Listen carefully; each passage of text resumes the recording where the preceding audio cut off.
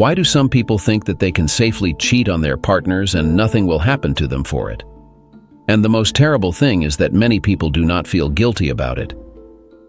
My wife led a double life, and it seemed absolutely normal to her. She didn't even think that sooner or later she would be caught, and she would have to pay for it. We first crossed paths during our final year at university, amidst a night out with friends. It was Sarah's 21st birthday celebration, and fate brought us together at a local club in Nashville. Quite literally, our introduction involved me accidentally colliding with Sarah's table, causing her drink to spill into her lap. Following a few moments of initial awkwardness, I offered my apologies and aided her in cleaning up the mess I had inadvertently created. While some might label it as love at first sight, I believe there was a distinct chemistry between us, drawing us together like magnets. From that serendipitous encounter onward, we became inseparable, embarking on a journey of dating that eventually led to marriage. A year later, we exchanged vows and commenced our life as a couple. My name is Jonathan Parks, although my friends affectionately know me as Johnny. Armed with a degree in accounting, I pursued a career as a certified public accountant at a prominent firm in Atlanta, where Sarah and I chose to settle close to our families. Following invaluable experience gained in the corporate world, I ventured into entrepreneurship by establishing my own accounting firm. During the initial stages, Sarah, with her degree in business administration, provided unwavering support until the joyous news of our daughter Angel's impending arrival. Sarah and I shared a romantic bond akin to a fairy tale, deeply in love and inseparable. With the arrival of Angel, our beloved daughter, our love expanded to embrace our growing family. Over the next decade, we led a conventional family life, with me dedicating myself to business, while Sarah tended to our home and raised our daughter. Our bed life was intense. Passionate meetings took place at least 3 times a week. Our love was based on mutual respect and affection, and was characterized by deep sensuality. I never pressed her, content with the richness of our life together and the joy of our relationship. I admired Sarah's constant attentiveness, which was evident from the moment we exchanged vows. Whether it was a kiss, a hug, holding hands, or linking arms, she always found ways to connect with me whenever we were together. The depth of intimacy in our marriage was remarkable, and I cherished every moment of our closeness. Despite the skepticism of our friends who often teased us, our bond endured, and after a decade of such affection, they came to recognize the uniqueness of our relationship. When Angel turned 10, Sarah expressed her desire to return to work. With Angel settled into a daily routine and returning home from school promptly at 3:30 p.m., Sarah articulated her longing to rejoin the workforce rather than remaining at home every day. After extensive discussions, we reached an agreement and devised a plan to ensure that Angel continued to receive the attention and care appropriate for a 10-year-old girl. Sarah secured a position as William Aston's personal assistant, a lawyer a decade her senior. The work hours were favorable, and Sarah relished the adult responsibilities, which boosted her self-esteem and confidence. She transitioned from being a homemaker to a professional and mother. Witnessing her joy in her career, I fully supported her. She managed to be home by 4 hours every afternoon, always present for Angel. Over time, our family bond grew stronger. We enjoyed a comfortable lifestyle, residing in an upscale apartment complex with access to a country club. With financial stability, we were able to set aside funds for Angel's education and our retirement. Our lives were rich in health, wealth, and happiness, free from worry. As you might expect, the dynamics of intimacy shift after a decade of marriage, and like many couples, ours experienced a slowing down. Our frequency of lovemaking decreased from 3 to 4 times a week to just twice, typically on Friday and Saturday nights.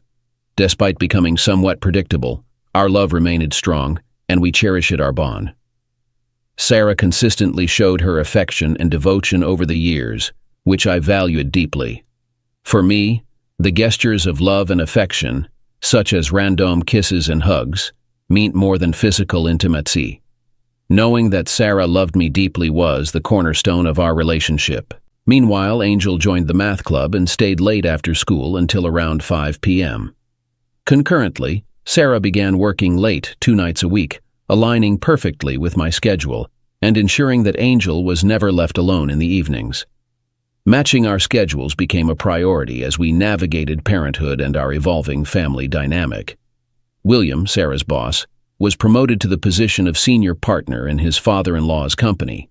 This promotion required Sarah to increase her working hours by a couple of evenings a week. On Tuesdays and Thursdays, she returned home at 7 p.m., and I made sure that dinner was ready for her after a long day at work. With the exception of these changes, everything else in our marriage remained the same. Meanwhile, my own business was thriving, bringing in a satisfactory income. The company expanded to 45 employees, and I found myself completely absorbed in its growth. We have developed into a reputable accounting firm, attracting attention due to potential acquisitions or mergers with larger companies in the region. Angel, who is now 15 years old, began to think about college and her future path. Sarah continued to work for William, maintaining her attractiveness from the day we first met. Time has been kind to Sarah, preserving her slender physique, highlighted by long, slender legs and other noticeable places. Having a pleasant face, she always radiated professionalism and conservatism. Our lifestyle may have been perceived by others as mundane. We mostly spent time together at home, sometimes going to the cinema or family gatherings with our daughter. As a family unit, we were inseparable, rarely going on solo walks or activities without each other's company. William, Sarah's boss, called me to inform that Sarah was going to be honored with an award at a banquet the following month. He also mentioned that both Angel and I were invited to attend. I accepted the invitation proudly and shared with Angel that her mother would be receiving recognition for her excellence in her profession. The award was a surprise, and they specifically wanted us there, although typically such events were restricted to staff, and we were requested to keep it confidential until the ceremony. Over the past 5 years of working under William, Sarah had consistently delivered outstanding performance, which seemed to bring her joy at home and bolster her self-esteem. Knowing how hard she had worked and how well regarded she was within the company, hearing about their desire to express appreciation made both Angel and me swell with pride. Sarah mentioned an upcoming business meeting at the downtown Ritz-Carlton, where she would be working late to deliver a presentation to the entire company. She seemed excited about the presentation and had dedicated numerous hours to preparing for it in the weeks leading up to the event. At that point, she was unaware of our invitation or her impending award, and Angel and I kept our secret. We were eagerly anticipating the ceremony and Sarah's acknowledgement. I took Angel shopping for a new dress, and I purchased a new suit to ensure that our family would stand out proudly at the awards ceremony. Sarah donned a knee-length dress featuring a tasteful back cutout, projecting professionalism while accentuating her captivating curves. At 37, she remained alluring and desirable. Prior to her departure for the meeting, Angel and I embraced her, extending our best wishes for her evening presentation. With 2 hours to spare post Sarah's departure, we promptly prepared ourselves and arrived at the event venue approximately 30 minutes before her scheduled talk. A host warmly welcomed us, escorting us to a centrally located table offering an unobstructed view of the stage. We received special attention, with attendees expressing their admiration for Sarah and their pleasure in meeting us. The atmosphere was welcoming, and we were elated to support our wife and mother. As the audience lights dimmed, the stage introductions commenced. Spotlights danced across the platform as the initial speaker introduced the firm's founder, followed by the CEO and William, the senior partner. William delivered a succinct address highlighting the company's achievements over the past year before introducing Sarah to share some of those successes. Sarah graced the stage with her timeless beauty, and I noticed the pride in Angel's eyes as she witnessed her mother commence her presentation. With a poised and polished demeanor, Sarah delved into a discussion about the company's stellar year, highlighting their triumphs and forthcoming projects. Her speech lasted around 10 minutes, and upon its conclusion, she yielded the platform to William. However, before departing, William embraced her tenderly, keeping her close as he addressed the audience. Ladies and gentlemen, before Sarah exits the stage, I'd like to express a few words. Over the past 5 years, Sarah and I have collaborated closely, and she has become an indispensable asset to our organization and my professional life. I firmly believe that without her, we wouldn't have attained some of the accomplishments she outlined today. It's my distinct honor tonight to present Sarah with our most esteemed accolade, the Chairman's Club Award. This recognition is reserved for employees who consistently go above and beyond their duties and are acknowledged for their unwavering dedication to the company. She was presented with a sizable plaque, along with an envelope containing a $10,000 award. Tears welled in her eyes as she graciously accepted the check, embraced William, then turned to acknowledge the audience, expressing her gratitude. Angel and I were also moved to tears, overwhelmed with pride for her mother. The individuals at our table enveloped me in hugs, creating one of our most joyous evenings. Overflowing with pride, we couldn't help but wear constant smiles. As the lights brightened, signaling a break, I took hold of my daughter's glass and assured her of my quick return, as I made my way towards one of the bars situated on the room's periphery.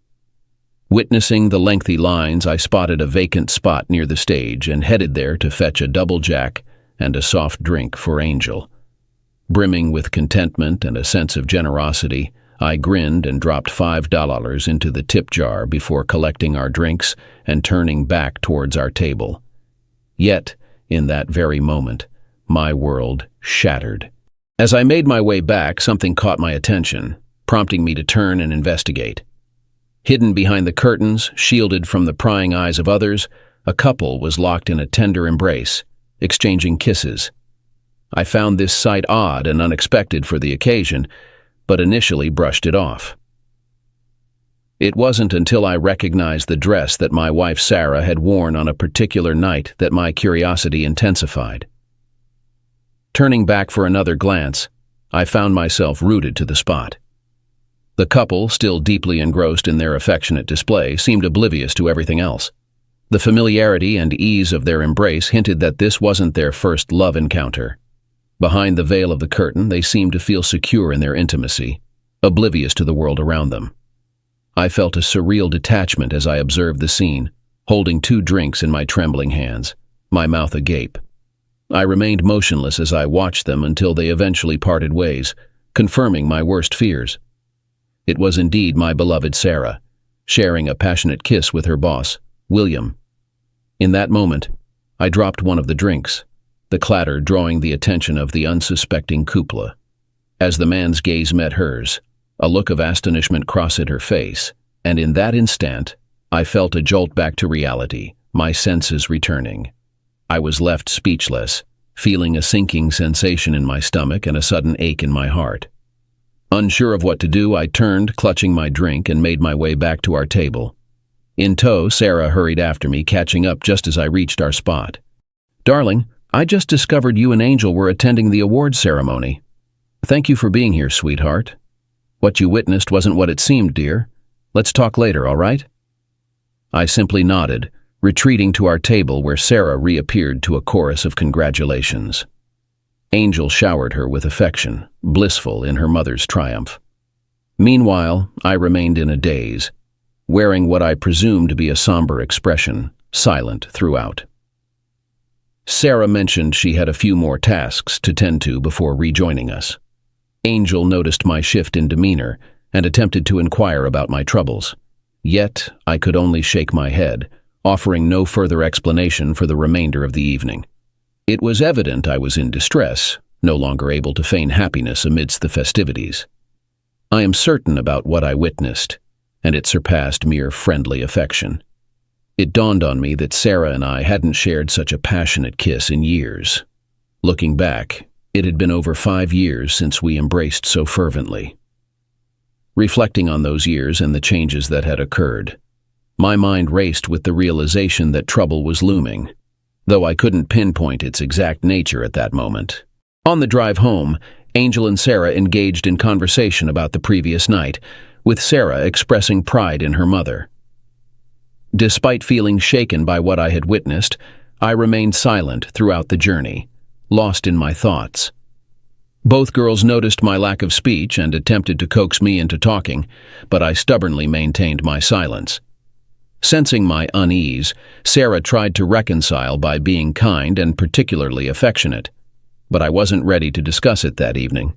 I attempted to conceal my emotions from Angel, but she was perceptive enough to detect the change in me. Before Angel retired for the night, she quietly reassured me, "Dad, if you ever need to talk, I'm here for you, okay?" She embraced and kissed me before heading to bed. I went straight to bed without uttering a word, and shortly afterward I heard Sarah enter the room. "Johnny, are you all right, darling?" After a full minute of silence, she inquired, "Sweetheart, would you like to talk to me?" Her tone conveyed her unease. As she settled into bed and attempted to embrace me, I turned away. "Listen, I understand how it appeared, and I'm deeply sorry. I'm at a loss for words, but it wasn't what it seemed. Please, let's talk." Without a word, I lay there, my silence giving way to anger as shock subsided. I chose not to speak further, recognizing that anything I said in that moment would only cause more harm and wouldn't resolve anything that night. She reached out to comfort me, but I disregarded her attempts, enduring the most restless sleep of my life. The following morning, a Saturday, I knew it would be a challenging day when I awoke to sunlight streaming through the window. I lay there, replaying the scene I had witnessed, trying to comprehend it. Eventually, I got out of bed, went to the bathroom, and attended to my morning routine. Upon returning to the bedroom, Sarah was sitting up watching me, attempting to maintain normalcy. "Good morning, darling. Did you sleep well?" she asked, as if nothing had transpired. I brushed off her question, threw on a pair of jeans and a t-shirt, and without saying a word since the kiss, I glanced at her before leaving the bedroom. With a resentful glare, I finally broke the silence since the banquet. "How long?" She remained silent, focusing on her hands. I walked away, leaving her behind, and went to grab breakfast, needing some time alone to process. I ended the interaction feeling distressed. I sense a shift coming in our relationship, and I dread hearing what she has to say about her affair. She knows she must confess because she understands. I'll see through any lies. Sarah and I have always been close, and I've never had reason to doubt her fidelity. There have been no signs of her distancing herself from me. She still shows affection regularly. How can she betray me like this while continuing to act lovingly? Can the woman I love truly be having an affair with William? Oh my goodness, this is dreadful, and I can hardly believe it happened. William understands that he shouldn't display affection publicly, yet tonight he couldn't resist kissing me. While I do appreciate his affection and the excitement of the moment, he's well aware of my stance on public displays of affection and the risks involved. Now I'm faced with a major dilemma. How do I explain to Johnny what he witnessed? He's not naive, and I anticipate it won't be easy. I recall when William and I first embarked on this affair. It began a year after I became his personal assistant, during a period when he was experiencing marital issues. With 6 young children, including twins, keeping his wife preoccupied, they were going through a rough patch. He confided in me, and our bond grew stronger as I supported him through this tough time, albeit not without repercussions. William, a resilient and compassionate man, garnered my admiration, and I found myself wanting to alleviate his distress. There were occasions when I comforted him with hugs, reassuring him that things would improve and urging him to cherish his wife. During one of these hugs, a spark broke out between us, which caused us to use the leather sofa in his office. Reflecting on it now, I realize my actions were self-serving, entangled in his influence. The respect I garnered as his assistant inflated my ego, making me feel superior to my colleagues. William's lavish praise and workplace compliments further fueled this illusion. With William poised to ascend to CEO in the coming years, my proximity to him fostered a distorted sense of self-worth. I found myself compelled to comfort him when I noticed his distress resurface that significant evening. William had just finished a heated argument with his wife over the phone, and seeing how distraught he was, I embraced him reassuringly, assuring him that everything would be all right. As we held each other, he expressed his gratitude and unexpectedly kissed me. Our eyes met, and that kiss unfolded into a 2-hour encounter in his office. Enchanted by his influence, I withdrew emotionally during that time. My inclination to express affection through embraces and kisses led to that singular night. The following day, we discussed it and mutually acknowledged it as a one-time occurrence that we needed to move past. In the aftermath, I was consumed by remorse and guilt, contemplating confessing to Johnny, but knowing it would jeopardize our marriage. Returning home, I was certain Johnny was aware of my transgression, yet, as always, he and Angel embraced me warmly, showering me with the love they always did upon my late returns. My heart shattered, overwhelmed by guilt. In that moment, I resolved to keep silent, acknowledging that the events of that night were a fleeting occurrence unlikely to repeat. In the following months, we often worked late into the night, and within a few weeks, we found ourselves in each other's embrace once again. I had no intention of betraying Johnny, as my love for him was unwavering, and I couldn't bear to inflict any harm on our marriage. However, being with William was different. In his arms, I felt a sense of security that was unparalleled. Despite William not being conventionally attractive and posing no competition to my remarkable husband, I found solace in his presence. Johnny had become acquainted with William and was confident not only in my fidelity, but also in William's lack of threat, which eased his mind about our late-night collaborations. William was a tall man, towering over 6 feet, with large, powerful hands and an impressive physique. Initially, our connection lacked love or emotional depth, centered solely on physical intimacy. However, as the years passed, our bond deepened, evolving into a profound affection. Surprisingly, our affair played a role in helping William salvage his marriage. Our discreet rendezvous twice a week seemed to provide him with a sense of balance in his domestic life. Knowing I was contributing positively to William's situation without disadvantaging anyone else allowed me to rationalize our arrangement and deflect any guilt. Personally, my life was fulfilling, my professional standing secure, and I derived immense satisfaction from my job. As William ascended to a higher position, I began dedicating 2 nights a week to work. During these evenings, William and I indulged in our private moments within the confines of his secure office space. We both felt confident that our liaison would remain undetected in this secluded environment. After acknowledging the longevity of our relationship, we mutually agreed to confine our interactions to those designated evenings, ensuring discretion and preserving boundaries. For 3 years, we spent time together twice a week, enjoying both physical and emotional intimacy. Over time, our relationship went beyond just love, developing into something deeper than just a physical connection. William occupied a spacious corner office, and when the staff left in the evenings, I often brought folders to his office, closing the door behind me, which was not unusual.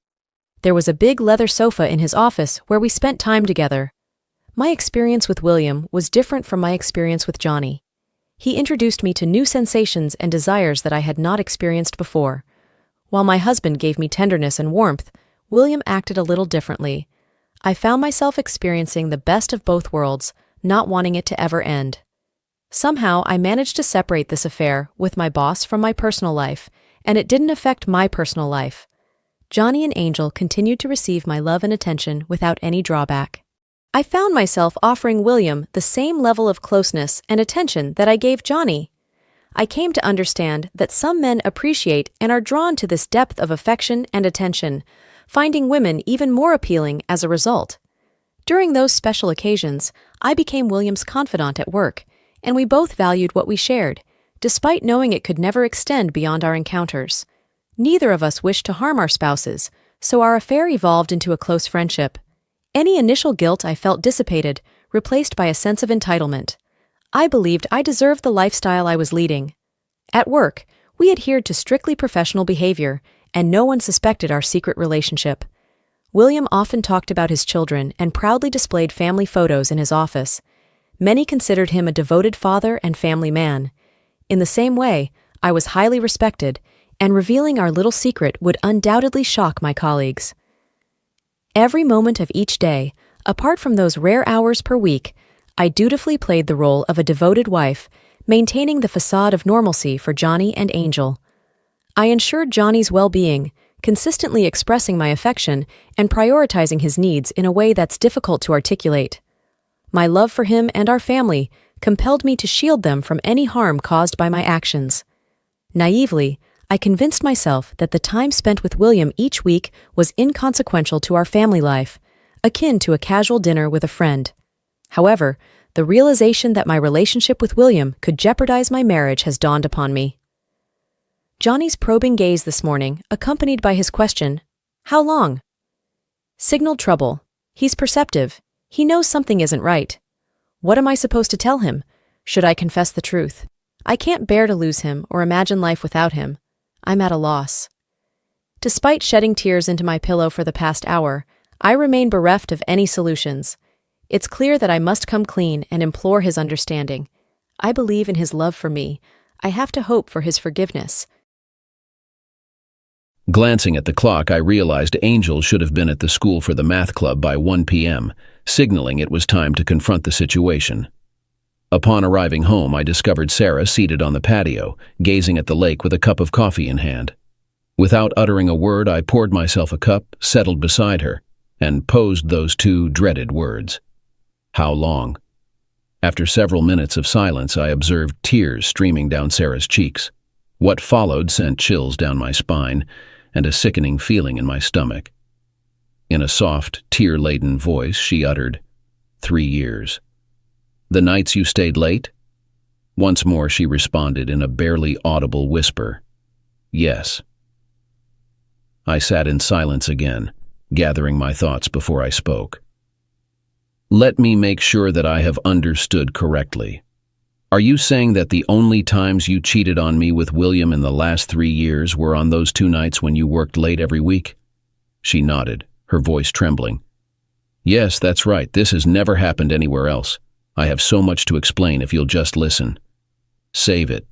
You have just admitted that you have been romantically involved with your boss twice a week for the past 3 years. You don't need to be a mathematician to perform basic arithmetic operations. You've been intimate with him over 300 times, and I highly doubt it was just once a night.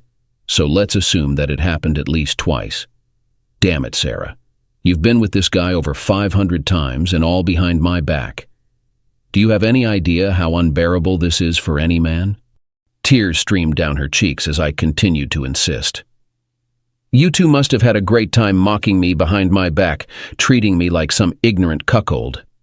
I can only imagine what you were saying about me or how he laughed at sleeping with my wife behind closed doors. Thank you very much, Sarah. I never thought that you would be capable of such betrayal. I have never felt so humiliated and intentionally hurt in my life. I believed that you loved me, that I was your only one. I loved you with everything I had. I would give my life for you. But Sarah, you ruined our marriage and broke my heart. Johnny, it's not like that. This is... I interjected, instructing her to be quiet. Rising from my seat on the porch, I left her behind, tears streaming down her face as she pleaded for me to stay. Outwardly composed, inwardly I was seething, seeking solace in a drive to regain control of my emotions. Experiencing a newfound sense of betrayal, I required time to sort through my feelings, her words, and determine my course of action. I needed someone to talk to, and the only family member I had left was my brother Tony.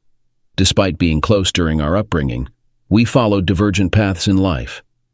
While I maintained a clean record as a churchgoer and accountant, Tony spent 5 years in federal prison for involvement in drug trafficking and associated with dangerous circles. Although our communication was sparse, Tony had always relied on me for support. I stood by him during his trial and, leveraging my political connections, managed to reduce his sentence from the mandatory 20 years to 5. That morning, I reached out to him. Hey, Tony, it's me, your older brother. Bro, how have you been? What's going on? I'm facing a problem and I need to talk to someone. Can you spare some time? Of course, what's troubling you? This is tough. Sarah cheated on me and I just found out. I'm lost and hurting, driving around with a heavy heart. I thought about drowning my sorrows in alcohol, but that's not the answer. I had to confide in someone. I'm sorry for burdening you with this. Wow, I care about Sarah, and it's shocking to hear she did this to you. Have you identified the person involved and the specifics? I know who it is, but I'm still in the dark about all the details. I'm seething with anger and I want payback. I'm so furious I feel like strangling my wife. Listen, I've known people who've been through similar situations, and I understand your emotions.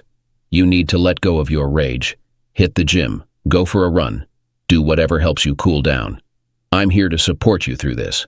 Face the reality, gather information, and then decide your next steps. I'll assist you with any plans you devise. Try not to reveal too much and strive to maintain a sense of normalcy, although it'll undoubtedly be challenging. Call me tomorrow with any updates and I'll lend you a hand. Thanks, Tony. Your support means a lot. I'll reach out tomorrow, I concluded, ending the call. While driving, I noticed a mattress store and a spark of inspiration struck me. I pulled into the parking lot and took the initiative. My original plan was to stay in the marriage until Angel finished college, which meant I'd be committed for another 2 years. I had no intention of being intimate with Sarah again, and I refused to abandon my own bedroom. So I devised my initial action plan, realizing there was much more to be done. After consulting with the salesperson, I agreed to pay full price for the 2 full-size beds I had selected, along with all the accompanying furniture, including the headboard, and requested assembly and all necessary hardware. Additionally, I paid an extra $100 for the dismantling of the current king-size bed. Payment was made, and we scheduled delivery for 4 p.m. that same afternoon. I messaged Angel to inform her that I would pick her up, drove to her school, and waited in the parking lot. We then went to lunch where I gently broached the subject of upcoming changes at home. What happened at dinner last night, Daddy? I know something happened. I'm not naive. Please don't keep me in the dark. It's not fair. You've always been honest with me, so please don't change. All right, it's fair. And since it's going to be tough, you deserve to know. I caught your mother kissing her boss backstage. Dad, he was probably just congratulating her. You can't be that upset about a kiss. After I confronted her, she admitted to having an affair with him for 3 years. It's something I can't comprehend, and that's why our relationship has changed forever. Are you going to divorce her, Dad? Not yet. I'm still figuring it out. We'll remain married, but things will be different, and you must be strong and not take sides. She's your mother, and she loves you, and that's between her and me. You've been a blessing to us and a perfect daughter. I don't want your life to be disrupted because of our mistakes, but I urge you not to judge us and know that we love you more than anything. She was in tears now, acknowledging that she knew it hurt me. I didn't want her to feel guilty, but she was right. She needed to understand why life was changing in our home. Sarah was taken aback to see us return home together, and from the expression on Angel's face, she could tell that I had informed her. Angel shot her a disdainful glance and retreated to her room without uttering a word to her mother. You told her? She sensed that something was amiss, and she deserves to be informed. Changes are looming for us, and she ought to comprehend why. You can elucidate it to her once she recovers from the shock. What kind of changes are you talking about? You're not planning to divorce me, are you? Not at this moment. I want to observe how things unfold, and besides, I wouldn't subject Angel to that. However, there will undoubtedly be changes starting today. Johnny, you have to let me explain what occurred and attempt to understand.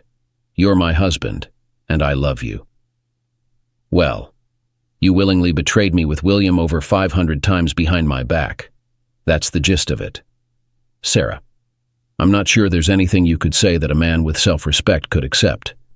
Do you truly think I'm that feeble? Clearly, you haven't fully considered this. What truly saddens me is that I can no longer relish the intimacy we once shared and eagerly anticipated. I'll never share a bed with you again, and I'll miss the act of lovemaking, but not nearly as much as your affectionate gestures. This will inflict considerable pain on me. Other changes are inevitable since you've broken your marital vows and our contract. Like you, I'll no longer remain faithful and will seek other partners. Of course, I've never considered such a thing before, so it may take some time before I find someone suitable. You can continue seeing your lover, as you'll receive nothing more from me. It was as though she had been struck on the head, visibly recoiling from my words. She stumbled and sank onto the couch, clearly taken aback. Sarah seemed oblivious to the gravity of her infidelity. Johnny, you can't be with other women. It would devastate me, and I won't allow it. I love you. What happened isn't what it seems. I know it sounds awful, but let me explain. Sarah, 500 times behind my back, and now you realize the consequences of your actions? Yes, Sarah, you've changed everything. Don't forget, it's all because of your cheating, lying, and betrayal. Just then, the doorbell rang, providing a timely interruption. I let the workers in and showed them the bed to be removed. They got to work, dismantling it. What's going on? Who are these men? Well, Sarah, since we'll never share a bed again, I thought it wouldn't be fair for either of us to move to the guest room. So I bought 2 new beds. Our old one is being removed now, and the new ones will be set up. There's a 90-day trial for your mattress, so if you don't like it, you have 3 months to choose another. We're sleeping in separate beds. Yes, it's only fair. Since we won't be intimate, I don't want you in my bed. I can't believe you're doing all this. Yeah, and I can't believe you cheated on me with your boss 500 times, so I guess we're even? I said, watching the men take away the bed we had shared for so long, feeling a mix of pain and regret. Regret that I was married to a cheating spouse. The following day, I placed a crucial call. Tony, you won't believe what I've just discovered. My wife, Sarah, has been having an affair with her boss for the past 3 years, meeting him twice a week.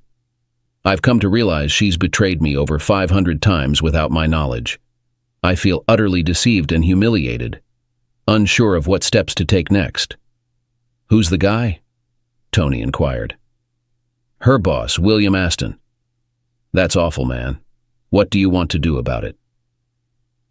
I want him to suffer, to endure the consequences of his actions in the worst possible manner. For years he's been with my wife, while I've remained oblivious. He's cuckolded and disgraced me, and I can't bear it. And Sarah? She is no longer there for me. I'll file for divorce once Angel goes off to college and ensure she faces the consequences before I leave. Right now, she'll lead a solitary existence as I cut her off completely. If she attempts to divorce me before Angel starts school, I'll ruin her career and expose her actions to everyone. You're in a tough spot, buddy. How about I handle Mr. Aston while you manage things at home and try to salvage what you can? Tony, I don't want you getting into trouble. Don't take any risks that could lead to your arrest. Do you understand? Absolutely, bro. You can count on me. We'll talk again soon. The weeks that followed were tense at home. Despite Sarah's attempts to initiate conversation, I only responded with brief, unenthusiastic replies. It was evident she felt frustrated, trying to mend things, but my hurt and anger persisted, rendering me unyielding. Immersed in work, I returned home late each night and was absent on weekends, creating a palpable tension where everyone tiptoed around, anticipating my outburst. One evening, arriving home weary from work, I found Sarah waiting in her bed, seeking a conversation. After years of sharing a bed with the woman I loved, now I lay just a few feet away, a poignant reminder of our strained relationship. Unsure how I'd endure this arrangement for the next 2 years until Angel departed for university, I showered and settled into my bed. Johnny, how was your day? Sarah's voice broke the silence. Fine, was my curt reply. Johnny, I've been reflecting, and I want to talk to you about some things, to hear your thoughts. Despite your distance, I still love you and am willing to take small steps to improve our situation. I've been considering quitting my job. We don't really need the extra income, and I could dedicate more time to supporting you. What do you think, darling? No matter how hard I tried to control my anger, when I heard her address me as baby and attempt to exploit our intimacy, I couldn't help but explode with rage. I abruptly sat up and spoke sharply while she stared at me, clearly taken aback. Listen, Sarah, I couldn't care less about what you choose to do. Whether you work or not, whether you're with your boyfriend or find someone new, it's your life. Do as you please. But don't call me baby, honey, or anything besides Johnny. The more I dwell on it, the more I realize you should keep your job and your bi-weekly rendezvous with William, because you'll never have me again. Tears welled up in my eyes as I turned away and buried my head in the pillow. I listened to Sarah's sobs grow louder as she came to grasp the depth of her betrayal and its painful impact. Johnny, I don't expect you to respond, but please allow me a moment to speak. I can't fully express how remorseful I am and how deeply sorry I feel for hurting you. I need you to understand that my love for you never wavered. The anguish I've caused surpasses anything I could have imagined. The absence of your touch, your kisses, your embrace, it's tearing me apart. Your distance has shattered my heart. Yes, I long for us to be intimate again, but more than anything, I crave your affection and love. I'm at a loss for what to do or how to mend this, but I'm terrified of losing you. Please know that I'm here whenever you're ready to talk or ask anything, and I'm prepared to divulge everything. Johnny, the tension in our home is toxic, and I fear it's affecting Angel as well. She's withdrawing, seeking solace in her friends, and expressing a desire to leave. I've been considering counseling as a way for us to coexist without this animosity. Would you be open to it? I don't expect an immediate response, but please give it some thought. If not for me, then for Angel. I acknowledge my responsibility in this, but it's unfair to her. She'll be gone in a few years, and we shouldn't subject her to a household filled with resentment. I let out a sigh, acknowledging she was correct. Angel was enduring this nightmare, and it wasn't just. After a brief pause, much to Sarah's astonishment, I responded, "Fine, set up an appointment and I'll attend. However, let me clarify. I'm doing this for Angel, not for you." Sarah's smile reflected a sense of achievement. Her tears now transformed into tears of joy. "Thank you, Johnny. I'll handle everything," she assured. The following evening, Sarah informed me that she had found a therapist and would be meeting them alone the next day. She mentioned scheduling a couples session for Friday at 3 p.m. Understanding Sarah's perspective, I realized that if I didn't want a lengthy divorce process, finding a path to peaceful coexistence was imperative. Angel's optimism soared upon learning about the counseling sessions, hoping for a chance to reunite our family. Sarah relayed Angel's happiness to me, expressing how pleased she was about our decision to seek help. Johnny, Angel was overjoyed when she heard about the couple's counseling. Her smile said it all, Sarah recounted that night as I returned from work. I found myself dining alone every evening, avoiding spending time with Sarah. Yet amidst this, I couldn't shake the longing to be with my daughter. I missed her smile, her embraces, and her calling me daddy. After Sarah's individual counseling session, she seemed drained. Arriving home, I discovered her in tears, realizing the difficulty she must have faced in confronting the truth of her actions. Strangely, I felt no sympathy or empathy for the woman who had shattered my heart. Later that week, my brother Tony called me to fill me in on the situation. He informed me that he still had outstanding favors owed to him by his former associates, who had ties to the cartel. Despite the cartel's reputation for ruthlessness and violence, they were committed to honoring their debts. Tony's debt was not monetary, but rather in the form of favors owed for past assistance he had provided. He had admitted guilt, served his time, and shielded two influential figures within the cartel. "You don't need to know the details, brother. The less you're involved, the better. Just know this: vengeance is on the horizon." After reaching out to one of his contacts, Tony outlined the scenario. They grasped the situation and assured him they would handle it, notifying him upon completion. Tony clarified that they didn't intend to kill the target, but to leave a lasting impression for the rest of his life.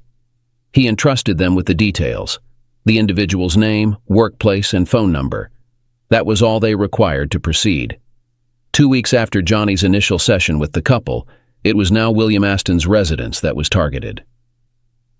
A white van had been parked across the street from the Aston's house, and shortly after William arrived home and pulled into the garage, a young man knocked on their front door. Upon joy. Aston opening the door, the three men lurking nearby forcefully entered the house, brandishing automatic weapons and carrying a duffel bag. Hearing the disturbance, William went to investigate, only to be seized, placed in a chair, and bound. Another chair was brought in and positioned opposite William. Joy Aston was coerced into sitting across from her husband, her hands secured to the chair, compelling the couple to face each other. "William, you were disobedient, and today is the day of reckoning," Jose said in a deep Colombian accent. "You messed with the wrong woman and ruined her marriage. Now you will pay for your sins," he continued in a deep Spanish accent. Juan took out an 8-inch knife and turned his attention to Joy. "Are you ready to witness how your beautiful wife will pay for your sins?" Tell me, William. William pleaded. No, not her. Please take me. Spare her. I see that you claim to care for your wife, but at the same time you commit infidelity. We're not buying it, William. No, please don't, Joy. I am deeply remorseful. This is all my doing, and I'm truly sorry. You are a despicable scoundrel. Your actions with that married woman led us to this. I hate you. Up on hearing this, the men burst out laughing. No one is going to die today. Yes, there will be suffering, but without fatalities, he assured, nodding towards Jesus. They loosened the straps on William's arms while the two men held him in the chair. Jose turned to William. You will live, but you will carry the burden of your deeds for the rest of your days. Addressing the men, he simply commanded, Keep going. After they put tourniquets on both hands, a cruel punishment was committed. We're leaving soon, and I advise you to call an ambulance before it's too late. If you tell us about our appearance or conversation, we will come back to harm you, your husband, and children. It's in your best interest to remain silent. Do you understand, Joy? Yes, she sobbed. This warning also applies to your unfaithful husband. If he gets one of us involved, it won't end well for him. He brought this on himself, and this is his consequence. After talking, they tightened the tourniquet on William's arms, packed their things, and left, leaving Joy untied with instructions to wait 2 minutes before calling. In the van, they took off their gloves and overalls, putting them in a large bag when Jose left.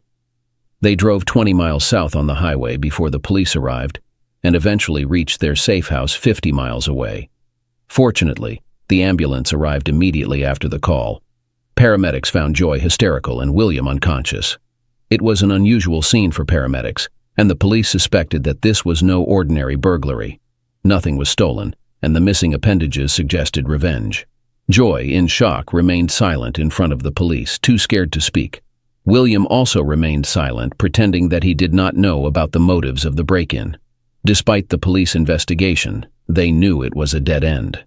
William managed to survive, but he was now faced with the challenge of adapting to life without the use of his fingers. This irreversible change had dawned upon him, and he understood the reasons behind it. He had never anticipated that his actions could carry such severe repercussions, especially originating from a seemingly mild-mannered accountant like Sarah. Though lacking concrete evidence, he couldn't shake the suspicion that Sarah, apart from his wife, was the only woman he had been involved with. Upon learning that Johnny had discovered their affair and terminated it, William was devastated. His affection for Sarah and the emotional fulfillment she provided him with left him shattered. Evidently, Sarah and William had regarded themselves as a couple during their time together, sharing genuine love in those fleeting moments. Initially, they had never imagined that their occasional rendezvous could inflict harm on anyone. They simply viewed it as two friends enjoying each other's company. Both had convinced themselves that their spouses were oblivious to any sacrifices or missed affections, as their weekly meetings amounted to only a few hours, seemingly inconsequential to their partners. It seemed like the perfect arrangement, reigniting excitement and affection that had dulled over years of marriage. Now, both Sarah and William were forced to confront the fallout of their actions. William would be haunted by the consequences of his infidelity every minute of his life. He faced the looming prospect of losing his job, requiring extensive mental and medical support, abandoning his favorite pastime of golfing, and mastering basic tasks without the use of his fingers. In an instant, his life had been irreversibly altered due to what had appeared to be the perfect affair. Indeed, choices do carry significant consequences. Following the meeting with Dr. Doris Winters, Ph.D., the counselor, their session commenced. It unfolded precisely as Johnny anticipated, and he listened attentively as Ms. Winters initiated the conversation. Johnny, Sarah, and I had a meeting this week. She briefed me on everything, and I explained our session procedures to her. I appreciate your willingness to come and attempt to reconcile. Please answer honestly, knowing that confidentiality is paramount. I've heard it all, and nothing will shock me. I'm saying this to ensure you feel comfortable sharing openly with a stranger. I nodded, curious about where this dialogue would lead. Sarah, could you please articulate your aspirations for these sessions to Johnny? My unfaithful wife glanced at me, tears welling in her eyes, and said, "Johnny, there's so much I want to express to you. I long to reunite our family, to reconnect with you emotionally and physically. I yearn to rediscover our bond and restore everything to how it once was." I have to admit, her emotions were deeply affecting, and I could sense the sincerity in her words. Witnessing her anguish over losing my affection was tough, but I maintained composure, silently observing as she dabbed her eyes with a handkerchief. "Mr. Park, what are your goals for these sessions?"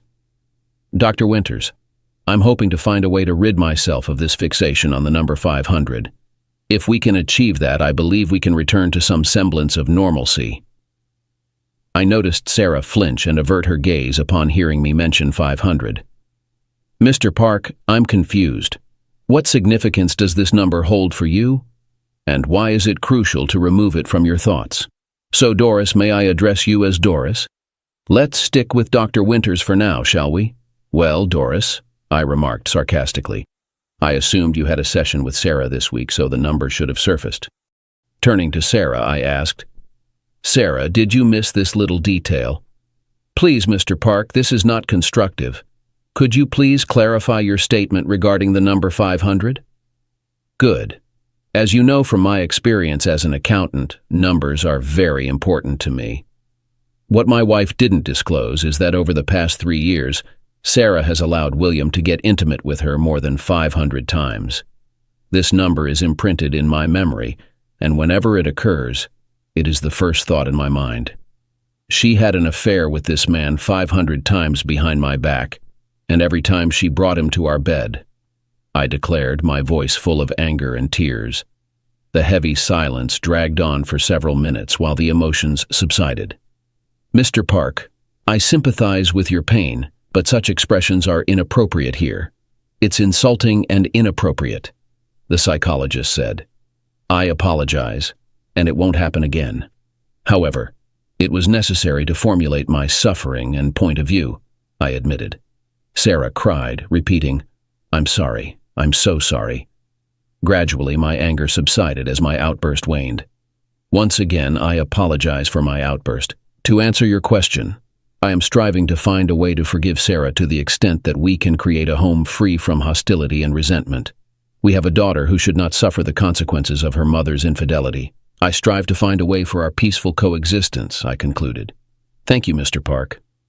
Over the following weeks, I endeavored to communicate in a cordial manner, devoid of any bitterness. The atmosphere at home improved somewhat. Not perfect, but definitely better. Angel was around more frequently, and we made efforts to engage in typical couple activities like dining out, going to the movies, and socializing with friends. However, there was a conspicuous absence of intimacy between us.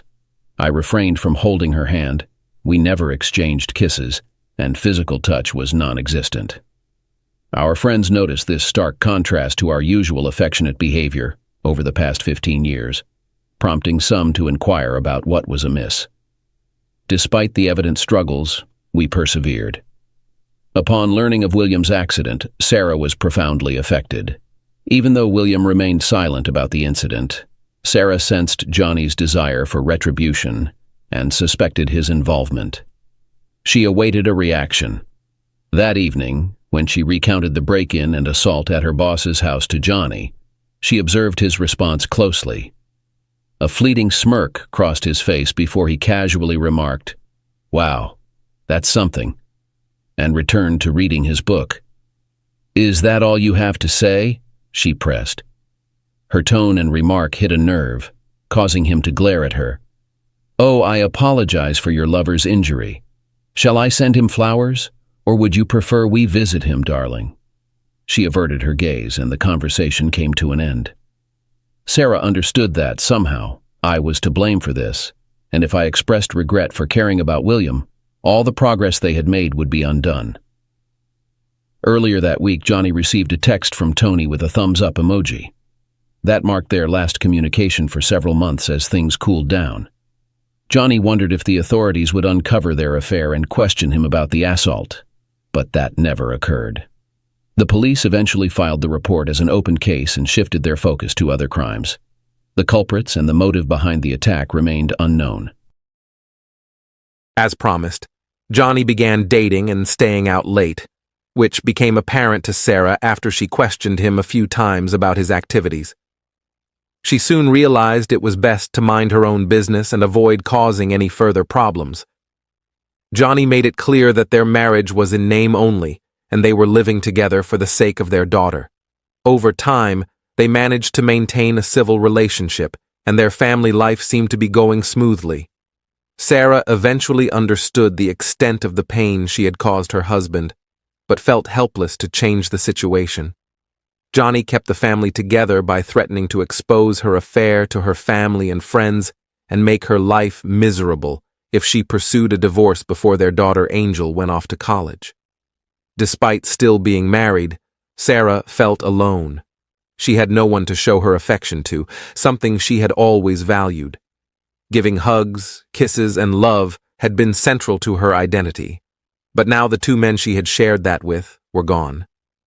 She continued to work and live with a sense of sadness, aggravated by the knowledge that her husband was enjoying himself with another woman. Counseling offered some solace, though she attended sessions alone, as Johnny couldn't forgive her for her betrayal. She realized she had brought this upon herself through her vanity, selfishness, and foolishness, ultimately destroying her marriage and the man she loved. There was no sympathy in Angel's eyes for her. Despite Angel's enduring love for her mother, whenever Angel heard complaints about her father, she couldn't help but remind her that she brought this on herself. Angel constantly emphasized her father's love for her and the devastation he felt the night he caught her mother with another man. Although Angel could never forgive her mother for hurting her father so much, her love for her mother remained unconditional. William was left without a job and divorced. Living in a small apartment with a limited budget, he gave up almost 70% of his property, paying alimony for his 3 children, child support, and allowing his ex-wife Joy to live in the house for another 10 years until their youngest turns 18. Due to his struggle with depression, he could not use his hands properly. Ironically, he stopped being with the 2 women he loved and became lonely and unwanted. As promised by the attackers, his missing fingers served as a constant reminder of his affair with Sarah. A year after the divorce, William couldn't stand it and did something terrible to himself. After their affair, neither Sarah nor William spoke anymore, each in their own way painfully experiencing the consequences of their infidelity and betrayal. After Angel departed for college, Johnny returned home one day bearing divorce papers. A year prior, Johnny had contemplated sabotaging their finances and ruining Sarah, but he ultimately opted for an equitable split. Despite forgiving her over the following 2 years, the love he once harbored had vanished irrevocably. Sarah wasn't surprised by the divorce papers and signed them without resistance, acknowledging her role in destroying their relationship and squandering his affection. Yet, there was a sense of relief within her, perhaps signaling the possibility of a fresh start. Having learned her lesson, she vowed never to betray again. Parting ways with the woman he had cherished for so long was agonizing, and Johnny was consumed by regret for the series of events that led to their separation.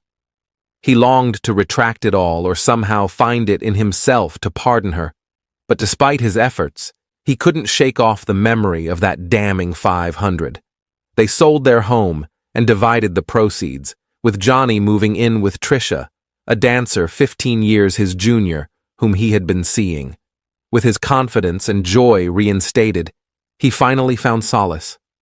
Meanwhile, Sarah clung to hope for reconciliation and wept for weeks upon learning of his remarriage. Sarah couldn't forgive herself when she contemplated the havoc her selfishness and arrogance had wrought on lives. While she dated a few men, she never rediscovered the love she had forfeited. She gained weight, her beauty faded, and she morphed into a bitter, solitary, older woman. Angel and Sarah had a strong bond, but Sarah never received any communication from Johnny afterward. She would never again encounter the same level of love she shared with her amazing husband, and instead carried the burden of causing pain to many loved ones. Johnny ensured that Angel's college education was financed and looked after. Angel pursued a career as a psychologist driven by a desire to aid others. She married a doctor and enjoyed a fulfilling life. Angel diverged from her mother's trajectory and stayed loyal to her husband. Together, they raised 5 children and maintained a close relationship with both her father and mother. I don't want to brag, but I grew up in a very rich family, and it so happened that I started doing business at the age of 16. And as you probably already understood, I have achieved excellent results. But at the same time, I do not have a family, and I never intended to build a serious long-term relationship until I met her. We got married, but 3 months later our marriage broke up because of her infidelity, and now I'll tell you why and what consequences she faced. I'm Martin, a 34-year-old guy. My wife's name is Elizabeth, or to be more precise, ex-wife, and she was 5 years younger than me. I met Elizabeth about 9 months before our wedding at a friend's party, and I was immediately captivated by her beauty. As we got to know each other, she revealed her easygoing nature and desire to live independently, and I was the one who could give it to her because, after all, I have a successful business that brings me 6-digit zeros annually. It didn't even bother me that my friends and acquaintances didn't speak of Elizabeth in the best light.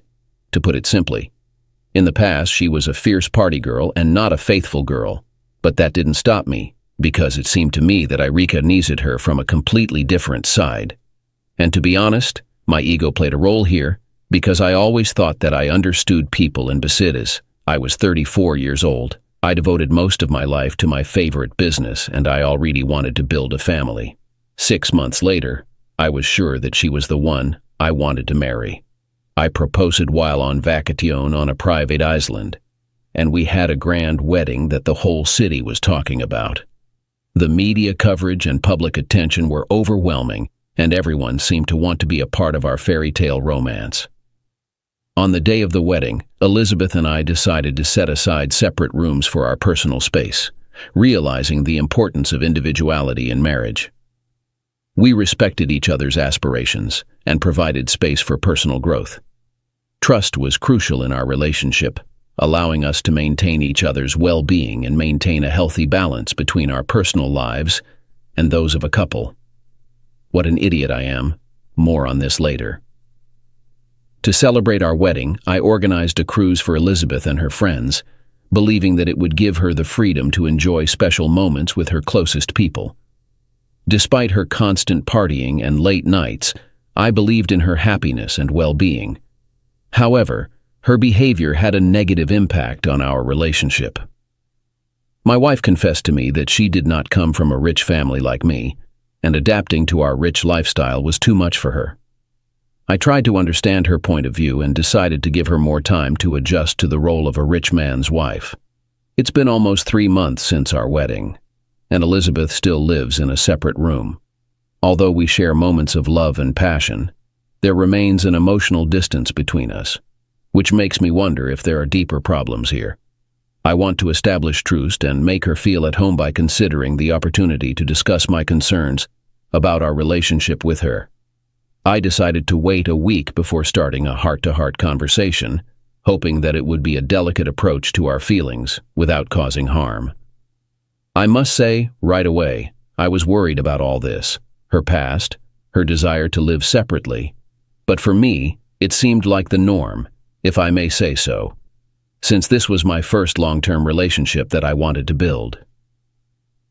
One day, while collecting papers for a meeting, I noticed that Elizabeth was not at home. Curiosity prompted me to explore her room. I didn't have a clear goal, I trusted her. But that day, some inner force prompted me to do it.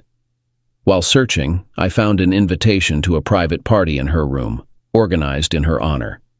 In the invitation, she was praised as the most beautiful woman who deserves the love of every man.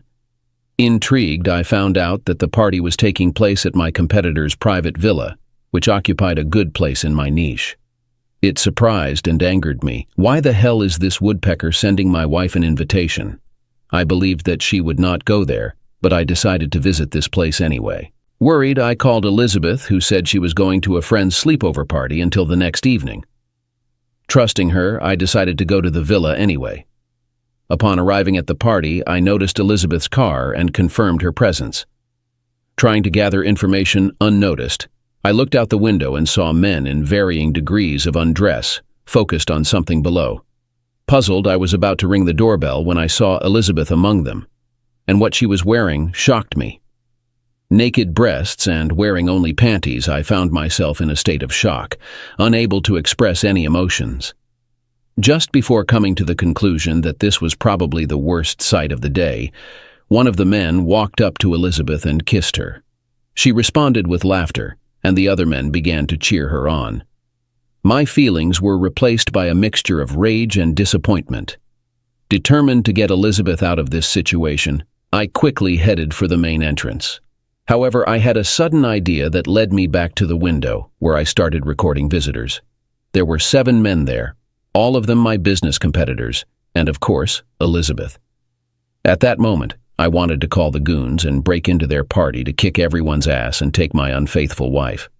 Angry and disappointed, I thought about what I could achieve by taking Elizabeth away. These men were my competitors, and I couldn't let them bully me through her. Refusing to take immediate action, I left the stage, thinking about how to embarrass them and teach Elizabeth a lesson. When I walked out of the villa to my car, driving it like crazy, I couldn't comprehend everything I witnessed. I gave Elizabeth everything she wanted, was great in bed, and shared stormy nights and days with her.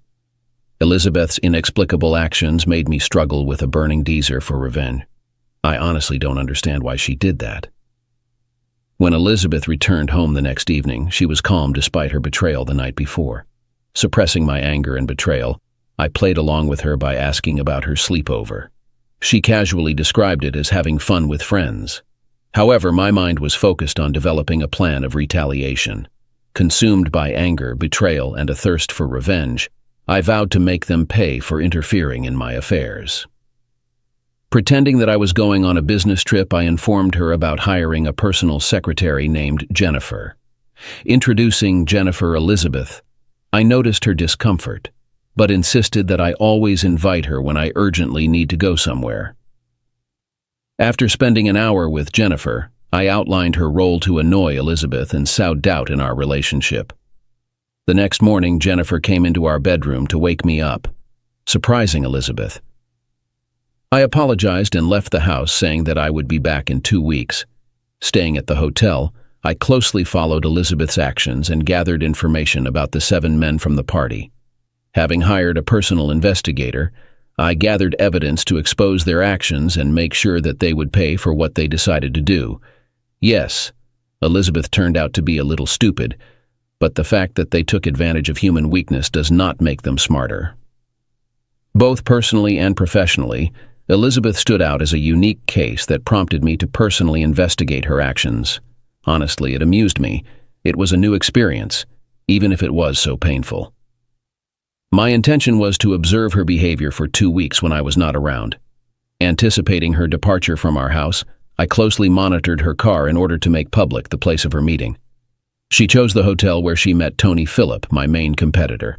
At lunch, they laughed and smiled, sometimes showing physical intimacy, demonstrating the lack of resistance on Elizabeth's part. After lunch, Philip escorted her to his villa, and I chose not to witness that evening anymore. Tony was my enemy. In 2015, he tried to destroy my business by resorting to illegal methods. I won't go into it. Just know that this is not an honest and very greedy person, whom I have already kicked ass. After getting some information about Tony Phillip from my private investigator, I got the contact details of Tony's fiancée. I anonymously informed her about the surprise Tony had planned, giving her the address for their meeting. When she arrived, the guards bribed by me helped her enter the villa. When she saw Tony in a compromising situation, she confronted him face to face, throwing her wedding ring at him. Subsequently, she decided to break off the engagement and withdraw her investment in his business. Yes, you understood correctly. He even chose a rich wife for himself so that she would invest in his business, and he would stay alive. It's such a shame. Subsequently, I applied a similar approach to other men, exposing their infidelity and making sure they faced the consequences. The last surprise for Elizabeth was that I decided to get this whole company back together. At the same time, I invited Elizabeth, portraying her as the only woman who understood them and did not condemn them. because all the guys had lost their wives and did not understand how they found out about their infidelity. The party was held in the villa. I gave the guard $1,000 to set up hidden cameras in the entire villa on his own. There were about 70 of them, and they were even in the toilet. When the event started, I initiated a live broadcast available to everyone. The screens of my company and other companies displayed the unfolding events, revealing the indiscretion of the participants. I also want to mention that their phones were seized at the entrance. I made sure that they did not know about the broadcast so that they thought it was a private party. The ensuing chaos of ringing phones added to my satisfaction that their professional and personal lives were on public display. Reflecting on the 2-week investigation into Elizabeth, it became obvious that her feelings for me were insincere. It seems that she was guided by the financial benefits and privileges associated with being my wife. Looking back, I admit my mistake when I fell in love with a man who showed the traits of a gold digger. It was my big mistake, because I could have predicted it in advance. The desire for wealth was acceptable, but what bothered me was her attempt to deceive me by posing as a faithful wife. She had not only an affair but also relationships with people I often talked to. Their smug expressions during business discussions hinted at their secret relationship with my wife, and this was unacceptable to me. Exposing not only Elizabeth but also sending a clear message to these men has become my mission. I put together the entire video of the party, leaving a message for Elizabeth about my upcoming arrival. Since the cameras captured them in an intimate embrace, I gave her enough time to return home, unaware of what was waiting for her. When I entered, accompanied by Jennifer, I casually greeted Elizabeth and turned my attention to Jennifer, deliberately ignoring her. Elizabeth, feeling ignored, eventually left in despair, indicating that my revenge plan was taking effect. After returning from a business trip, I strategically avoided Elizabeth, knowing that her lovers were facing legal problems and could not contact her. By blocking all contacts and keeping her in the dark about the footage, I made her feel unwanted and ignored in her own home. Jennifer took over the household chores, and Elizabeth, feeling detached, complained to me about Jennifer's intrusion. I brushed off her concerns, wanting her to believe that this was normal. To enhance the intellectual game, I suggested that Elizabeth spend time with friends at the club, while discreetly watching her.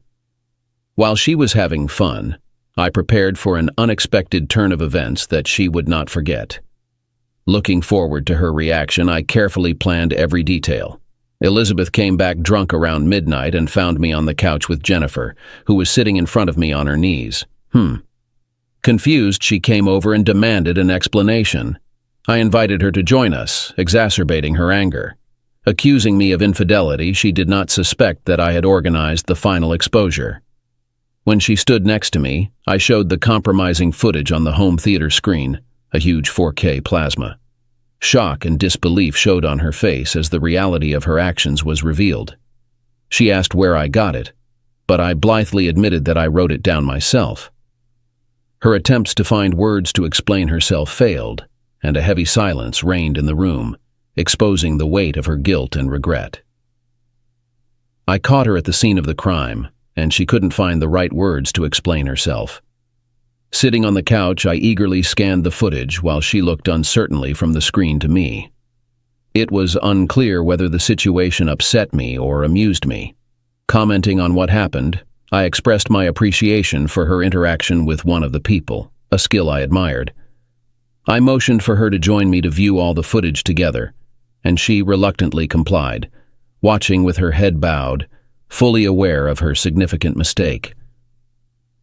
During the playback of the video, I noticed discomfort on her face, indicating regret and understanding of the impending consequences. After subjecting her to a 2-hour viewing, I noted that it was funny, highlighting her amazing connections with close friends who seemed to feel comfortable in her presence.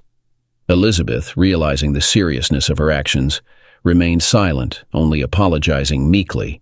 She explained that these men had convinced her to spend the night with them. Faced with pressure to keep them from winning, she attended the party. Impressed by her ability to fabricate a story, I pretended to agree, suggesting that she could use our marital status to avoid the situation. However, she stated that she did not want to tarnish my reputation and continued her convincing game. Feigning sympathy for her apparent sacrifice, I directed her to the dining table for water. Putting the glass down on a piece of paper, she found the same invitation that she had hidden under the dresser. The glass slipped out of her hands and smashed on the floor. At that moment, she realized that there was no point in making up stories, since I was already aware of her actions. Collapsing to the ground, she burst into tears. But tears were not salvation. After forcing her to confess everything, I made the painful decision to kick her out of the house. Despite her pleas for another chance, I remained resolute, realizing that forgiveness was not an option. It was a difficult choice, but I knew it was necessary, not wanting to make room for a scammer in my heart and home. She begged for forgiveness, explaining her actions by saying that she could not think clearly and was influenced by the wealth of those involved. However, learning from my past, I stood firm, knowing that such mistakes should not be repeated. In order to preserve my own well-being and self-esteem in the future, I have made a personal commitment that if I ever have feelings for someone new, I will carefully assess whether they are suitable to become a part of my life. This valuable lesson was a direct result of the betrayal I experienced from Elizabeth. Within a week of learning about her infidelity, I immediately asked my lawyer to prepare the divorce papers, ensuring that she would not receive any rights from me because of the chaos she had brought into my life.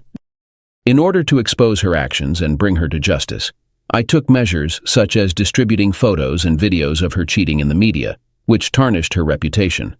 I also warned large companies in advance against hiring her, and I continued to assign a private investigator to monitor her activities, maintaining awareness of her actions.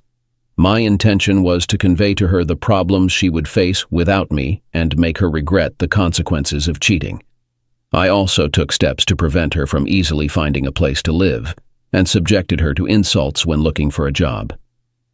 Despite her refusal to agree to a consensual divorce and her insistence on alimony, I was amused by her audacious demands for money and property. She even resorted to deception, falsely claiming pregnancy in order to receive child support and property in the name of the child.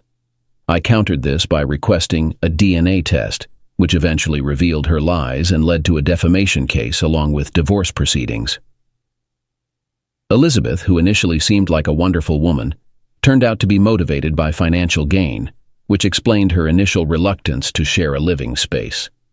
The realization was painful, but I am grateful that I revealed her true intentions before the situation escalated. The saying, "love is blind," takes on a personal meaning for me, encompassing both blindness and insecurity. By embarking on this difficult path, Elizabeth not only ruined our marriage, but also tarnished my reputation. The judgmental looks and mocking expressions on the faces of others weigh heavily on me, adding to the difficulty of overcoming the consequences of such a devastating revelation. Eventually, Elizabeth returned to her parents, a small town. As far as I know, she got a job as a waitress at some local bar. I'm not gloating over her. I really feel sorry for her. She could have built a happy future for herself. We could have had children, but she made her choice, and I think that these are not such harsh consequences that she could face. Maybe I'm a kind person, and it's for nothing, but I won't change my kindness. I believe that the real heights are achieved by the person who is kind and happy. This situation did not make me look askance at all women. On the contrary, I understand that I will soon be able to find the one with whom I can live a long and happy life. That's the end of the story. It seems to us that it turned out to be quite interesting. Do you think the main character did the right thing by leaving his ex-wife with nothing? Could he have realized much earlier that it was not worth marrying this girl? And in the end, maybe the main character understood everything from the very beginning, and it was all planned by him to destroy the reputation of his competitors. Of course, we may think that the main character is a little dumb since he decided to marry a slutty girl, but on the other hand, don't you think that he did it on purpose? After all, as mentioned in the text, his competitors have already committed illegal actions and wanted to destroy his business, then why not take revenge on the main character? As you can see, there may be many versions here, and it will be interesting for us to read yours, so do not hesitate and write in the comments what you think. We think that the main character did the right thing, and we sincerely believe that this is not a planned action against competitors. It happened. Coincidences happen, and we are glad that the main character has learned a valuable lesson from his story. We also hope that you have learned something useful for me. Subscribe to the channel and like it. Good luck to everyone. My husband and I have been married for 28 years and everything was fine with us. Until I met him, a man who was 15 years younger than me and who gave me a new breath of fresh air. I was happy for a moment, but the consequences I had to face were a real horror. I had planned to arrive early at the lawyer's office, but when my lawyer and I were ushered into the conference room, I was surprised to find Patrick and his lawyer already there. The familiar twinge of jealousy hit me as I observed him interacting with the attractive woman. Deep down, I always felt a bit inferior to him.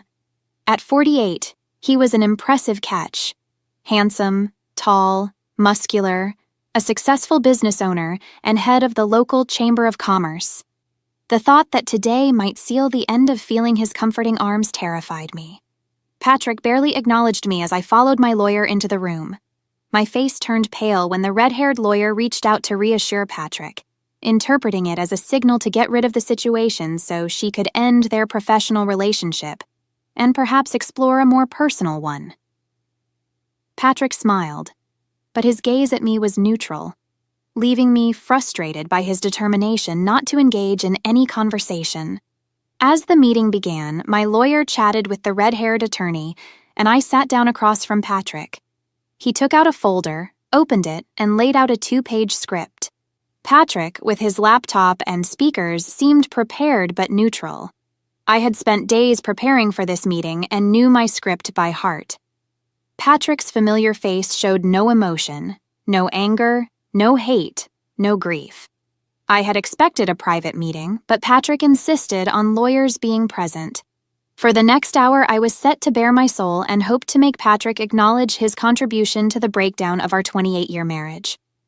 It frustrated me that we couldn't have a private conversation, but dwelling on negatives wouldn't help. My lawyer set a kitchen timer, and as it ticked loudly, the room fell into silence. I glanced at my notes and crossed my fingers. I decided to begin by admitting my wrongdoing and taking full responsibility, aiming to appeal to Patrick's emotions. I wanted to repair his ego, subtly suggesting he played a part in justifying my inappropriate behavior. I thanked Patrick for agreeing to meet and confessed my self-centeredness. I believed Patrick wanted to forgive me but needed a reason. My entire speech aimed to provide that justification, especially since the kids were not present. As I spoke, I observed Patrick's reaction, but to my surprise, he remained neutral, calmly marking a check next to the first sentence in his notes. My confidence wavered as I realized I might not have surprised him at all, forgetting that our shared history allowed him to anticipate my arguments just as much as I thought I knew him. I must confess that I was taken aback and needed to stick to my prepared explanation. As I told Patrick, all of this was a result of my own foolish and selfish choices. I found myself feeling lost, without children, and grappling with feelings of aging and unattractiveness. Scott entered the scene while we were both involved in a church committee. He was charming and clearly skilled in the art of seduction, knowing precisely how to manipulate emotions. He began by posing as a sympathetic friend, offering a listening ear to my problems after church meetings. This started last year when you were frequently away. One day, he suggested grabbing coffee after the church meeting, and naively, I agreed. At that point, everything seemed innocent, and he appeared to be a good friend. Little did I realize that he was adept at breaking down a woman's defenses. Coffee meetings gradually progressed to more luxurious restaurants where he shared grievances about his marriage. I admit it's a cliché, but by then, I had placed my trust in him. The restaurants became increasingly upscale, and the gifts he bestowed upon me became more enticing. Patrick, you wouldn't believe the boost it gives a woman when a man 15 years her junior tries to win her over. Proudly, I told Patrick that 4 months ago, Scott propositioned me to sleep with him, but I firmly refused. However, I didn't break off contact with him despite knowing his intentions. I had become somewhat dependent on the confidence boost he provided. I paused, sniffled, and wiped my eyes with the onion-stained finger, feeling the sting. One teary eye seemed sufficient. I hesitated, stuttered, and faltered, expressing my shame. I admitted that I should have ended things, especially when his intentions were clear. I acknowledged that my ego and confidence had become dependent on his complex. I then recounted a regretful incident where, under the influence of alcohol, Scott kissed me in the driveway. I was too drunk to resist, and, concerned about the neighbors, I ushered him inside by opening the garage door.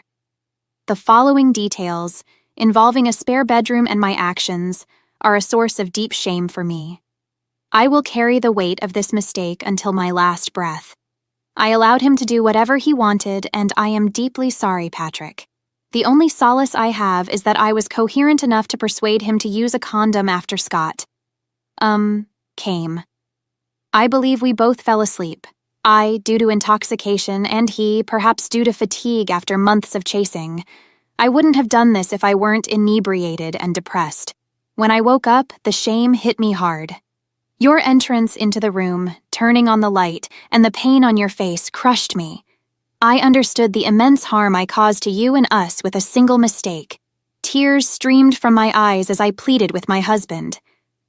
Despite a lifetime together, I couldn't decipher his expression. He remained neutral, absorbed in his laptop. To my surprise, he played an audio clip on his screen. It was my voice, expressing disdain for his beer breath. The room fell silent, overwhelmed by the embarrassing revelation. The humiliation of being caught with Scott by you seemed trivial compared to the enormous lie I had been living. I clung to a prepared script, desperately attempting to salvage the situation. Patrick's lawyer wore a slight smile, while mine appeared embarrassed. Patrick stared at me, his expression inscrutable. It never occurred to me to question why he had an audio recorder. The silence stretched, and I fumbled through my prepared speech, claiming it was a one-time mistake. But then Patrick clicked again, revealing the truth in my own words. The whole facade crumbled in just 30 words, no longer a one-time drunken error, but a calculated lie. I stood speechless, desperately searching for any sign in Patrick's gaze. The ticking timer emphasized the rapid passage of the 60 minutes I had sought to salvage our marriage, and it was clear the attempt had failed spectacularly. In my panic, I apologized for the initial lie, admitting that it wasn't the first time. I thought convincing you it was a singular incident would spare you further hurt. I was wrong, and I'm sorry. I wouldn't be so hurt if I could just remain silent. But now it seems I have to confess I dated Scott multiple times a week for over 6 months, unbeknownst to Patrick. The trouble was, I didn't know the extent of Patrick's knowledge. He had recorded conversations, indicating that the night he caught Scott and me wasn't the only instance. I felt the weight of the situation, realizing that one more lie could end it all. So, Juliana, it's time to be vague, avoid details, and stick to the facts. Scott did seduce me, and it took a while. He has a thing for older women, and I admit I wasn't strong enough to resist. While I considered lying about using the master bed only once, I couldn't ignore the uncertainty about how long Patrick had known. I chose to remain silent on that matter. Despite this, I couldn't stay silent on everything. With little time to change this catastrophic situation, I glanced at my notes and focused on a few words highlighted in capital letters. But I never stopped loving and respecting you, Patrick. I've never given you less love than before. Scott was just an extra dimension to my life, not taking anything away from you, but merely overflowing, if I can describe it that way. As I fell silent, Patrick returned his attention to his laptop screen, appearing confused for a moment. He struggled to find something, and for a split second, his expression shifted from neutral to puzzled. However, he soon relaxed, realizing it was one of the open files. I hoped he didn't fully grasp the situation. He restarted the video, and I cringed again at Scott's question about me in our marital bed. My own words condemned me once more. Patrick seemed to accept my explanation about sneezing, but the sinking feeling intensified. The fact that I offered to clean his leg and knelt down distracted him. The satisfaction I initially felt had vanished, knowing the challenging conversation ahead. Clear signs were apparent now. However, I concede that he is simply an ignorant fool. Sometimes, I entertain the thought of engaging in intimate acts right here while he's present, just to see if he would notice. The mockery in my voice and the words themselves made me realize that I was belaboring the point. I couldn't convince myself that I still loved and respected my husband, let alone convince him. Once again, I found myself spiraling into a vortex of confusion. Before this meeting, I convinced myself that I loved and respected Patrick. But after my actions and words, such sentiment seemed impossible. In the tense silence following the final blow, Patrick turned to look at me. I couldn't meet his gaze, so I turned to his lawyer. The disdain on her face made me shudder, erasing any doubts that Patrick was merely another client to her. Turning away from her, I glanced at my lawyer, who failed to conceal her disdain.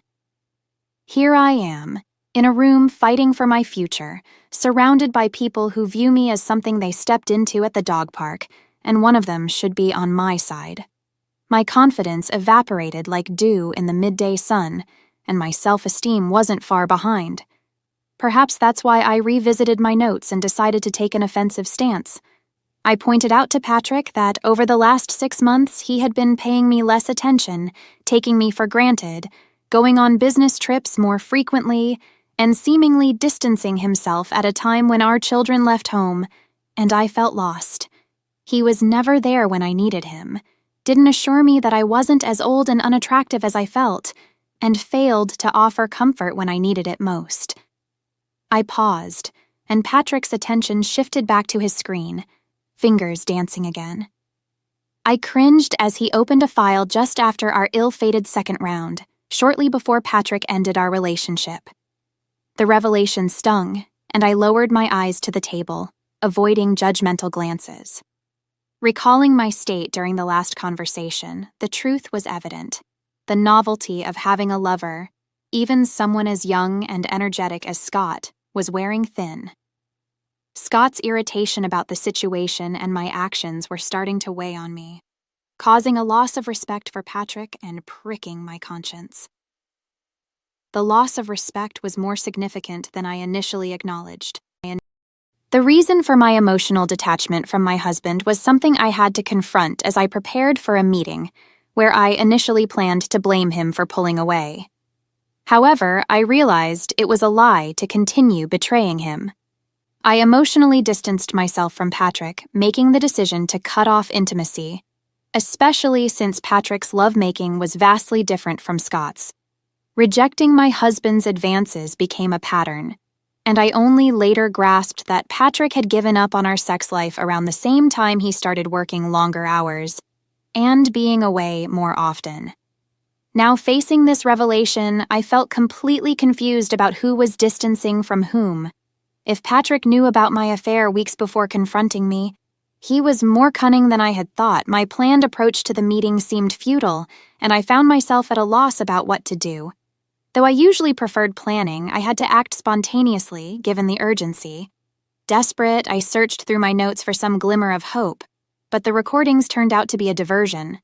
I realized the game had changed, and if Patrick knew about my departure for a while, I needed to understand his state of mind. He was offended by my betrayal, but his primary concern was my motivation. Did I find his love-making unsatisfactory? Did I want to explore my kinky side or run away with Scott? These were fears and doubts I needed to address. In a desperate attempt to convince him of my love and respect, I examined my feelings and motivations. I had to prove that I still loved and respected him despite the recorded conversations. I succeeded in persuading him not to insist on an immediate divorce, but the ticking clock reminded me that time was running out. I gathered my courage and faced Patrick across the table. I expressed my genuine love for him, my desire to spend my life with him, and my regret for the shame he felt upon catching me. I admitted that Scott was a distraction, driven by lust and selfishness, and assured Patrick that I never intended to run away with him. I acknowledged the wrongdoing, especially in response to Patrick's offer to make love less, and confessed that the encounters with Scott lacked the emotional depth I had with my husband over the years. The challenge was convincing him of these truths and proving that my love and respect for him were genuine. The dissolution of a marriage felt like time had slowed down for everyone around me, even though my own pace remained normal. My attorney, positioned to my left, expressed her disapproval by throwing her pen on the table, turning to me with a look of absolute disdain. It was evident that in that moment, I couldn't even pay someone to be on my side. To my dismay, I realized that Patrick on the opposite side wasn't playing audio files, as I had assumed, but rather video clips. This revelation heightened the severity of the situation. My lawyer conveyed her displeasure by grabbing my husband's hand, offering a physical sign of support.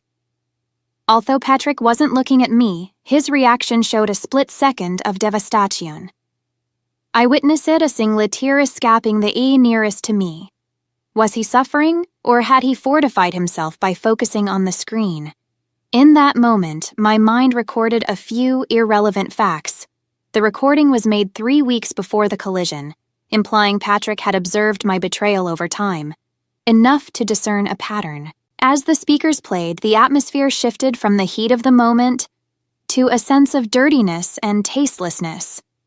The divorce papers were laid out in front of me by my lawyer, and I found myself powerless to counter the vile behavior Patrick had uncovered.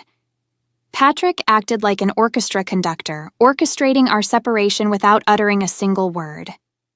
His execution was precise, dismantling all my rationalizations, minimizations, and feeble attempts at reconciliation. In this orchestrated demise, Patrick did not speak. He simply directed, revealing the sections of the orchestra he wanted to play next with unparalleled ease. The last video clip played without hesitation, and Patrick, without looking, anticipated my arguments. I had overlooked that just like I had observed him for 3 decades. He had looked back at me with his astute, penetrating eyes. Overwhelmed by shame and humiliation, I sought an escape. Running back to the house that still felt like home, at least until the eviction notice arrived as part of the agreement, became my refuge. It was an escape to my children, hoping they would remain oblivious to the painful truth and continue to love me unconditionally. The only path to redemption seemed through accepting the loss of a significant part of my life. I grabbed the pen, signed the agreements, and discarded it in one fluid motion. Surprisingly, Patrick's business wasn't valued as much as I thought according to my lawyer's assessment. It became apparent that Patrick had ample time to conceal most of his assets. Frustrated, I muttered, "Son of a..." Thankfully, the last recording had concluded, and an eerie silence took over. My attorney collected the signed documents, handed me a copy, stashed the rest in her briefcase, and left the room. I sat there, feeling frozen, torn between the desire to run and the hope of leaving with a positive message that might hint at a potential rekindling of the flame. Wanting to convey that I still cared about Patrick's well-being, I lingered, but the abrupt sound of an alarm clock spurred me into action. As I stood up, I uttered my optimistic phrase, and I noticed that the jackal now clasped Patrick's hand firmly. I pleaded with him not to ruin his life by seeking revenge on Scott and ending up in prison.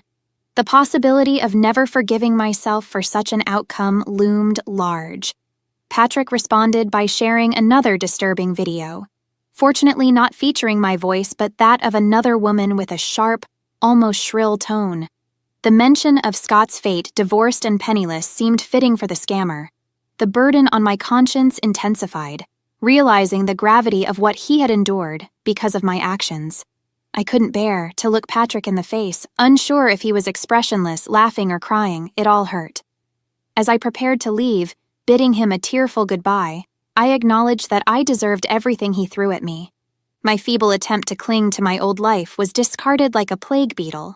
Perhaps my daughter Megan would visit while I drowned my sorrows in oblivion, and if not her, then maybe my son Joel.